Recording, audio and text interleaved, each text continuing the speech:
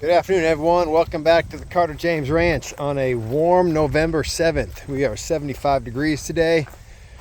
Actually a little muggy. That is a blue sky. The cattle are grazing some fescue that has grown back after our 4 inches of rain about 10 days ago.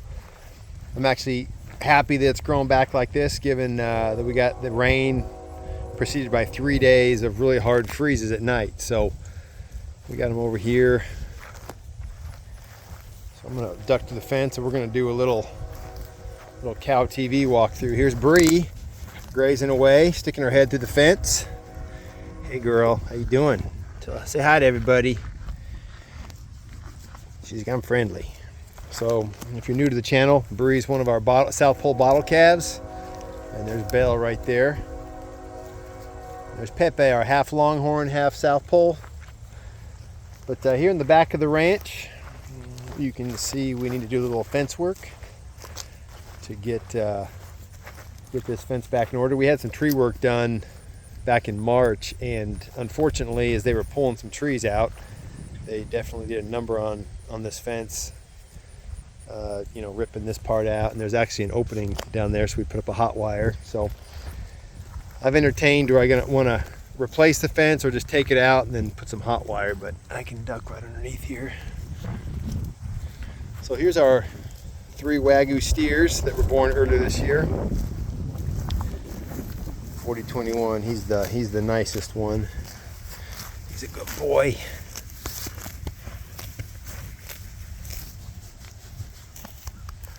Always like having calm cattle. So 4021 and 4907, they were out of the same bull, and then this was actually the first calf ever that I had born on the farm here. So he was born back in March, so he's doing really well. As you can see, they're putting on their winter hair coats. After that freeze, a lot of them started getting thicker hair coats. They're probably feeling it today on a nice, warm, humid day. I just love walking over here and saying hi to these bottle calves. Although Belle and Bree have not become as needy. Well, I say that just as she doesn't let me walk. They have not become as needy or needing as much attention since they've come over here and joined the herd. Hey Belle. Hey girl, how you doing? You doing okay? She's put on a little bit of a hair coat, so that's really good, getting ready for winter. Pepe's still really slick. Okay, Pepe, gonna show us your good side. You can see he's getting some horns on him a little bit, so we'll see how that goes. But we'll just do a quick walkthrough. I do want to talk about open cows. We did pick up some more open cows. A year ago, if you followed the channel, we actually picked up 5 open cows from a much bigger ranch as we're trying to grow. We'll talk a little bit about why we did that. And we did it again this year. And we'll talk about how those 5 open cows have done for us, and then what these additional ones are looking like. So here's Nona. She came to us a year ago. We've had her a year. She gave us a nice bull calf this year that has now become a steer and gone into the meat program. And here's the man, the myth, the legend, Comanche. Comanche needs to start putting hair coat on. He's pretty slick. He slicks off real nice. You say hi to everyone, big boy? Yeah, he's good. Comanche is right about 18 months old now. So he's real friendly, a good boy. I try to pet him when I can.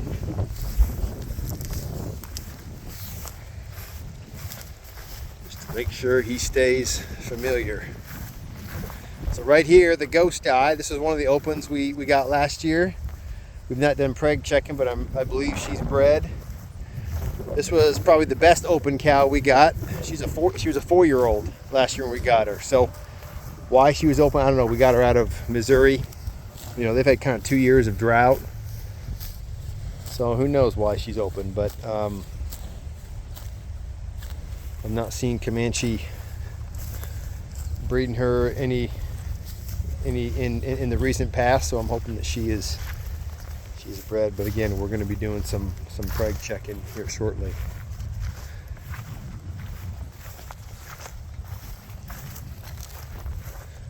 So we've locked the cattle down in here kind of tight for the evening. Well, hey girl. She's a heifer. She's been with us a year. So we're expecting her to calve next spring. Here's another one of our open cows. So what I realized is, you see this heifer over here with the painted face? She's actually the daughter of that one I just pointed out a minute ago that was 4 years old. So we got her first, then a month later her mom came up open. And so we have a mama daughter. It's amazing. I didn't realize they were mama daughters until I saw them next to each other, and their faces are almost identical. This is a 7-year-old. She'll be 8 now. So she was an open one from last year. So we're assuming she's bred. And here's 2 heifers from last year that we got. They're all looking pretty good. Pretty happy with the condition that we have on them, given the fact that we have been in a drought this year. Also pretty happy with the grass over here at the ranch. Now we've skipped this paddock a few times, and so we've got a little thicker fescue grass in here. But I'm realizing that these South Poles are really efficient on grass, which is wonderful, as opposed to at the home place where we've got the Wagyu, much bigger animal. They consume a lot more. Now, that's not totally fair because we did up our sheep flock this year, and we have a ton of sheep. So the sheep are really doing a number on the grass as well. So let me run over to the corral and let's talk about these open cows that we picked up.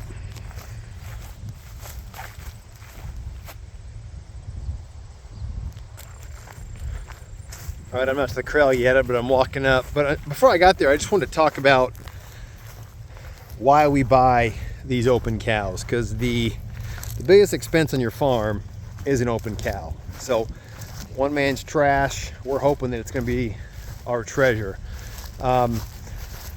Sometimes with heifers, I almost forgot as I was shooting this that this was filling up. We'll leave that filling up as they're drinking.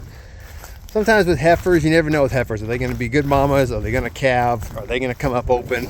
You never really know. I like mamas that are proven, that have had calves, so you're hoping they don't have calving problems. And especially when I'm starting out, I think scaling the herd is beneficial for us. Now, last year we got we got that 4-year-old, and we got a 7 or 8 and a 9-year-old.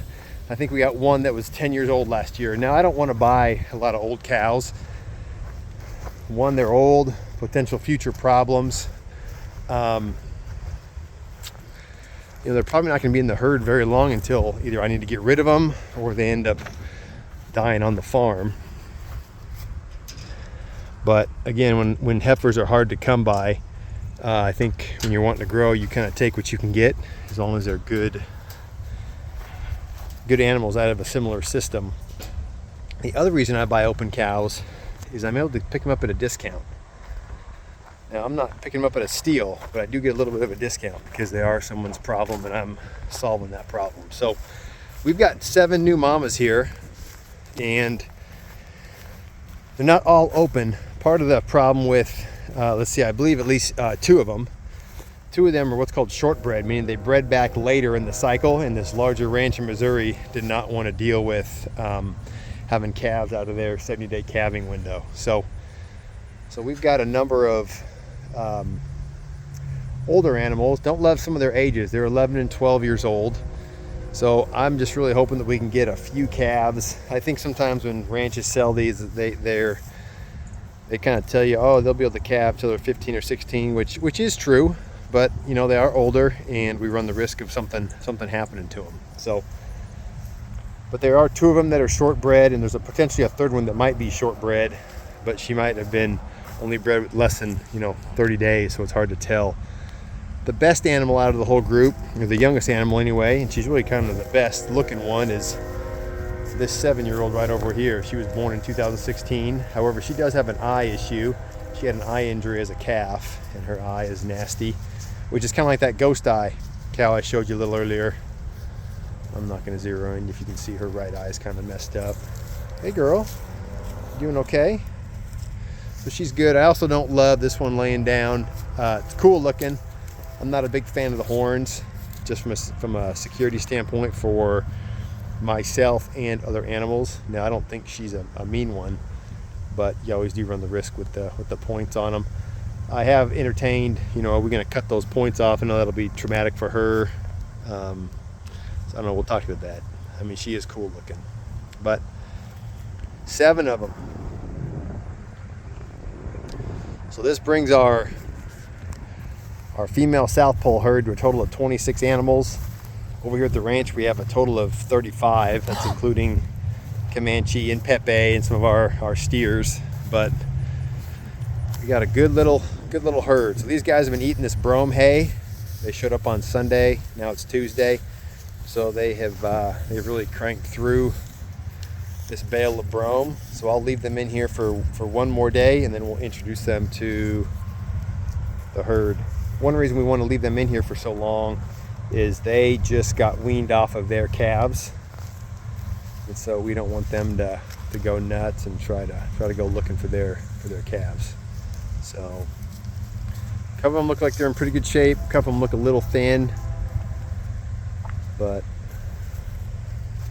like this gal seems she's sunk in pretty bad.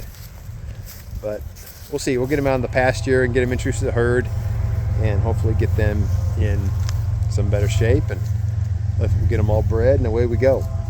So if you see over there, this is number 30 here. This is number 30's calf this year. He's a steer. He definitely beats to his own drum. He tends to not move with the herd. He's done this ever since he was a little calf.